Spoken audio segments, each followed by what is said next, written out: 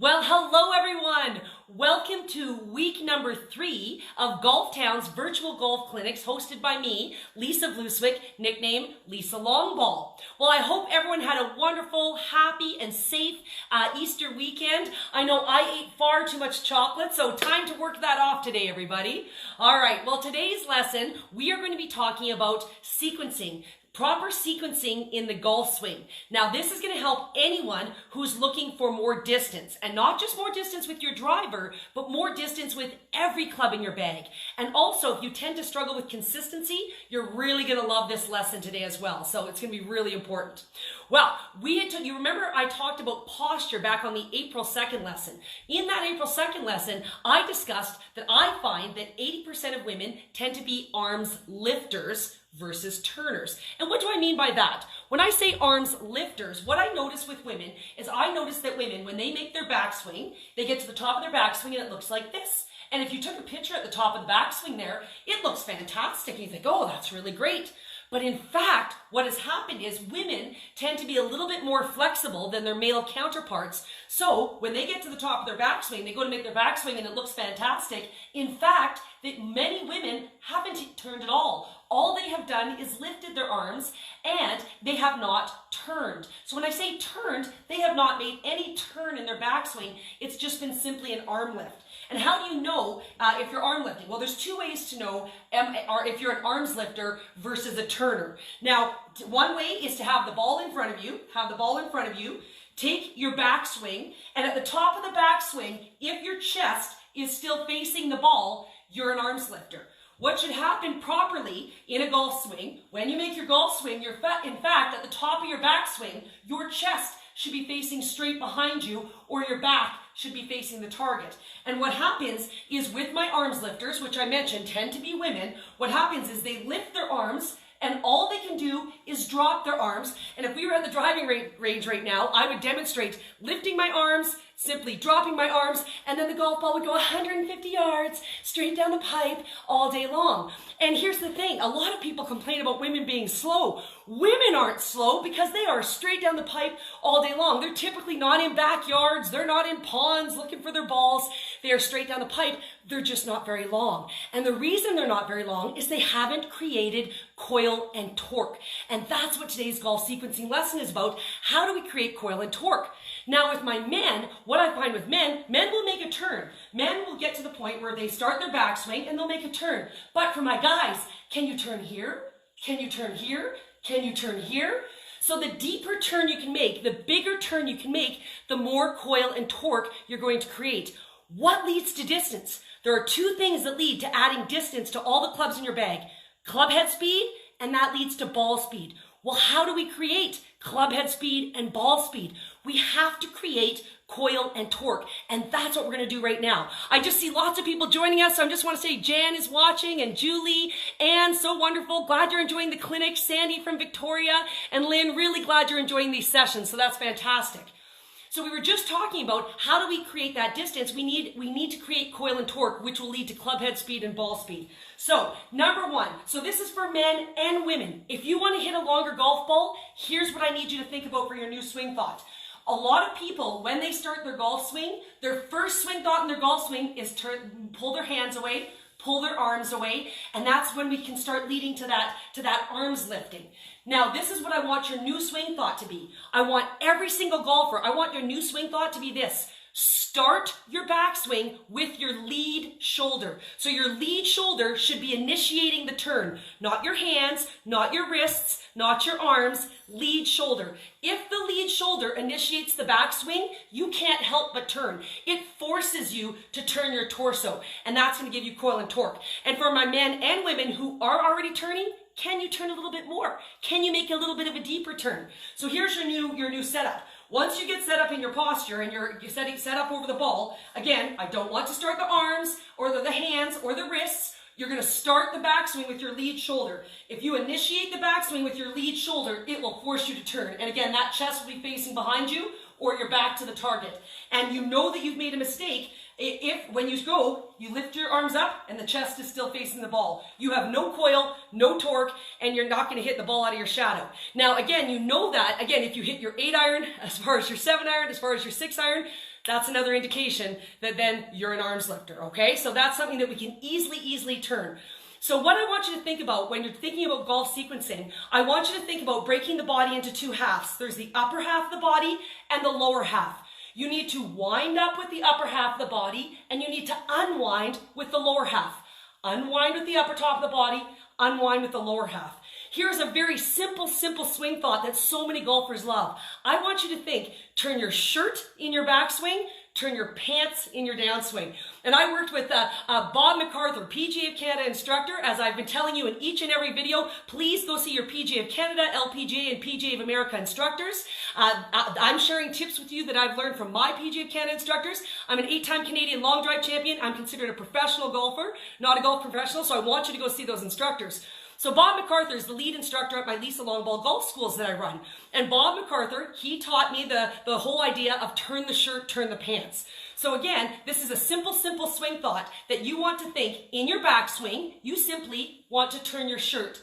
In your downswing, you want to turn your pants.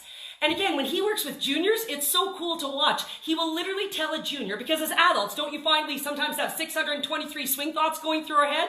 Well, for juniors, you can give them simple instructions like turn the shirt, turn the pants, finish on your toe. And you can literally, this is what you'll see from a junior. Oh, okay, so you want me to turn my shirt, turn my pants, finish on my toe. Turn my shirt, turn my pants, finish on my toe. And that's what you'll see from a junior because they can just follow that. So if you're looking for a simple swing thought, turn your shirt, turn your pants. So you've got to turn your shirt in your backswing. So that's step number one. We need to turn the shirt. How do we do that? We start our backswing with our lead shoulder. And you're going to love that. Even my long hitters, that's how you're going to get even a little bit more distance because that creates the coil and the torque. So that's step number one. Now you have all this coil and torque built up. What is step number two? Step number two is you have to start your downswing with your lower body. And that means turn the lead hip, turn the lead pocket, turn your belt buckle, turn your guts, whatever it is that makes you turn. What do I normally see as a power leak? This is what I see. You can make this great backswing where you have tons of coil and torque, but what I see, if you start your downswing with your upper body, you will lose all the coil and torque you've built up.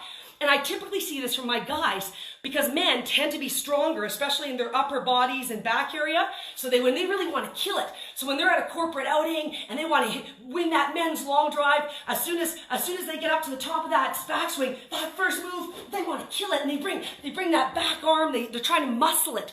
Now you'll remember when I talked in one of my first clinics, I said that there's times that I'm at these corporate and charity golf tournaments, I'm hit against these guys that are 6'4", 250 pounds, and as soon as I see them start their downswing with their arms, I'm like, I got them, because my legs are stronger than any guy's arms. So we need to use the legs. That's how we use the ground. So when you hear about that phrase, using the ground or using ground forces in your golf swing, that's the downswing. So the downswing needs to be initiated with your big muscles, and that's going to be your legs, your glutes. That's where we need to use our power from, not our arms. These are small muscles in comparison to our leg muscles. So again, we told you step number one is turn the shirt. Step number two, as I said, we need to turn the pants. So how do we turn the pants? I want you to think, turn the lead pocket, or maybe it's turn your lead hip, turn your belt buckle, whatever makes you turn. What I don't want to see is a slide. A slide. Now I see this typically from a lot of women. That slide is a big power leak. There's no coil and there's no torque, and that will lead to zero distance. I'm just going to do a shout out. I see Tina she loves the shirt and pants. That's awesome. Alan, thanks so much for joining us and for your kind words. Kelly, so glad you're enjoying these classes. That's awesome. And Curtis, oops, I found your errors. That's perfect. That means when you get out on the golf course, Curtis, you're going to start dropping your scores. That's awesome. So, as we're talking about golf sequencing today, we talked about 2 points. We need to turn our shirt in the backswing, turn our pants in the downswing. So turn the shirt. I want you now, every golfer, men and women, I want you to start your backswing with your lead shoulder. So that's your left shoulder for my righties and your right shoulder for my lefties. And that's where we start the backswing. And then the downswing it has to start with the lower body. Turn the lead hip, turn the lead pocket, turn the belt buckle. It's got to start there. Now here is another phenomenal swing thought that I use when I'm competing at the World Long Drive Championships. And that is, I want you to now start thinking, I never, ever, ever want you to think swing harder. Here's your new swing thought. I want you to think turn harder, not swing harder. Turn harder, not swing harder. And what do I mean by that? What I was sharing with you when I see golfers when they're at those corporate tournaments and they're trying to win that long drive, that first move in their downswing is they think it's their strong, their back, their arms, so they're starting from here. So they're trying to swing harder to get more speed. That is not going to work. Here's your new swing thought. When you get to the top of your backswing, your swing thought no longer is swing harder, it's turn harder. Turn harder, not swing harder. So when you get to the top of that backswing, I want you to think turn harder, turn the guts. I love the idea of the guts because I think that's where the center of your body is. So when I'm at the World Championships, when I get to the top of my backswing, my first move is turn the guts. And you want to turn those hard. That's where the power is going to come from. You need to create coil and torque, so you've got to wind up and unwind. So we turn the shirt in the backswing, we turn the pants in the downswing. So really, really important. And your new swing thought is going to be, it's got to be start the back swing with your lead shoulder, and your downswing, I want you to think turn harder, not swing harder. That's a terrible swing thought. Okay, so why do we pull the ball? I'm just going to see, I see Tim, I can understand why. Tim, that's awesome. I'm thrilled to hear that. And Amphi, I see that you've joined us as well too. Jess, thank you so much. I love that. And Bridget, so thrilled that you're watching. And Christiane from Kelowna, thanks so much. So how do we stop the pull? Now, there's two types of misses. Remember we talked in my alignment class a couple classes ago, how do we properly align? If you missed this class, you want to definitely go back and check your notes. And it's about doing the triangle drill and using a dominant eye and how we pick our target. Because if you pick your target and you're properly aligned, and then you make your golf swing, if your ball doesn't go at your target, you know that there's three choices. It's either at your target, or it's going to be right of your target or left of your target. So how do we fix that? But you have to make sure you're properly aligned. That's step one. Well, let's talk today about the pull. So what is a pull? A pull is when your ball goes left of target for my righties and right of target for my lefties. So usually my better golfers, my lower handicap golfers, this is typically your miss. But everyone can pull it, and a pull usually feels really awesome. So a pull is definitely my bad move when I'm out there, and this is what happens in a pull. So what happens in a pull is this. So when you make your golf swing, you get to the top of your backswing, and your first move in your downswing in a pull is the upper body. Why is that? So what happens is, in a pull, okay, so if this is the top half of the body, and this is the lower half, I wind up at the top. But if I start my downswing from up top here, my upper body will outrace my lower body, and my arm's going to swing across my body, my club face is going to shut down, and I'm going to pull the golf ball. So I want you to think of it as, when you get to the top, instead of going turn the shirt, turn the pants, when you pull the golf ball, in fact, you went turn the shirt, turn the shirt. So you can have a gorgeous backswing, an amazing backswing with tons of coil and torque, but as soon as you start your downswing with your upper body, you're going to come across it, it'll outrace your lower body, and you'll pull it all day long. And that's definitely not what you want, and it's going to often, even end up off the fairway, so it's a terrible move. Again, as I said, it's usually my bad move. So anytime you pull the ball, I want you to go in your head, I want you to say to yourself in your head, oh, I went turn the shirt, or I had lazy guts. Because when I say lazy guts, when you got to the top of your backswing, your first move was with your back shoulder, not your guts. If you want to think turn the shirt in your backswing, turn your pants in your downswing. So usually when you pull the ball, usually you started your downswing with your upper body. So then your upper body outraces your lower body. So if you think about it, you want to think about power, watch this. If you turn your shirt in your backswing, turn your shirt in your backswing. So now I've started my backswing with my lead shoulder. I've got tons of coil and torque, and I turn my pants in the downswing. By the time I get to the impact of the ball, look at all the coil and torque and power I have built up by turning the shirt, turning the pants. Alternately, if you turn the shirt in your backswing, do an amazing turn the shirt, and turn the shirt in your downswing, by the time you get to the ball, let me grab a ball here. By the time you get to the ball, your shoulders are facing the ball, your hips are facing the ball. So if you go turn the shirt, there's zero coil, zero torque, and you'll probably pull the ball and you're going to lose tons of distance. So again, by turning the shirt in the backswing and the pants in the downswing, by the time we get to the ball, and go look at any golf magazine or slow-mo shot of LPGA or PGA Tour players, you will see this position at impact, not this position at impact. Okay, that's your setup position. That should not be your impact position. So I want you to think, anytime you pull the golf ball, I want you to say to yourself, oh shoot, I went turn the shirt, or oh darn, I had lazy guts, so I've got to turn the pants, right? So turn the shirt, turn the pants. And your new swing thought is going to be, start my backswing with my lead shoulder. That's going to create tons of coil and torque. Can you go a little bit further and a little bit further? That's where some of those flexibility exercises come into play. So last Tuesday, we worked on flexibility exercises. If you haven't seen that video, go back to the Golf Town Facebook page, look at a few stretches for rotational flexibility. The more flexible you are, the bigger turn you can make in your backswing and the more distance you will have. So if you want to hit a golf ball longer, it simply comes to being able to create coil and torque. And once you get to the top of the backswing, you don't want that power leak by starting your downswing with your upper body. It's got to be with your lower body, and turn harder, not swing harder. If you do those things this season, I guarantee you're going to add distance and consistency to your game.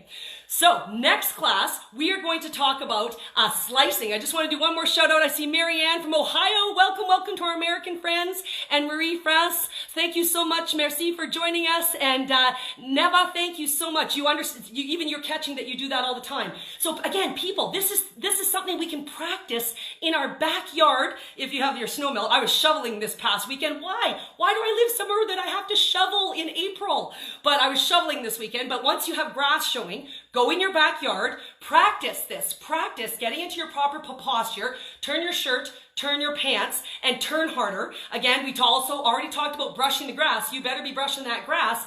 Or you can go to a park across the street, making sure you social distance, of course. But go to an empty park and go practice this with no golf balls. Go practice. Turn your shirt, turn your pants, brush the grass. Practice that, and by the time our golf season gets going, you're going to be off and running. It's going to be fantastic. So again, one last point is our posture. Remember we talked about posture, and that was on that April 2nd lesson, and if you missed it, you'll want to go back. And remember I said about women, girls ask me all the time, Lisa, what do I do about the girls? Is it above the girls? Is it below the girls? You know, where do I put my arms? So go back to watch that lesson, but remember we talked about the 4 steps. Stand up nice and tall, shoulders back.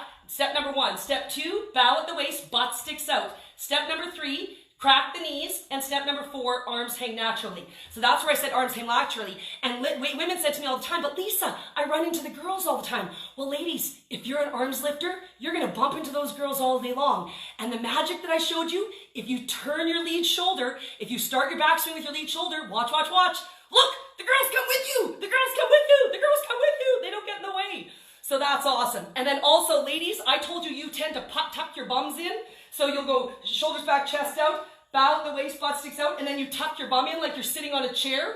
Remember my arms lifters, I told you I don't want you to lift your arms anymore, but look at this. If you're in the chair, you can't turn. You can't do the turn I'm asking you to do. So what do? Oh, right, you lift. You lift. So again, but you've got to go back to that proper posture first before you practice the turn the shirt, turn the pants. You have to be in proper posture. So if you missed any of you golfers, if you missed it, go back to April 2nd and you'll find that video. Thanks so much for joining me, Lynn, Pamela, Eves. Thank you so much. I hope you all have a wonderful day. Next class, we're going to be talking about slicing. How do we stop the dreaded slice? And we all get that sometimes, right? So we'll do that on Thursday. Thanks so much again for watching. If you wanted to connect with me on Instagram and Twitter, I'm at Lisa Longball on Instagram and Twitter. And on Facebook, I have a page, Lisa Longball. So I hope I can connect with you there, and please go back to the Golf Town Facebook page to watch all the videos. I hope you all have a fantastic day. It's Lisa Longball signing out.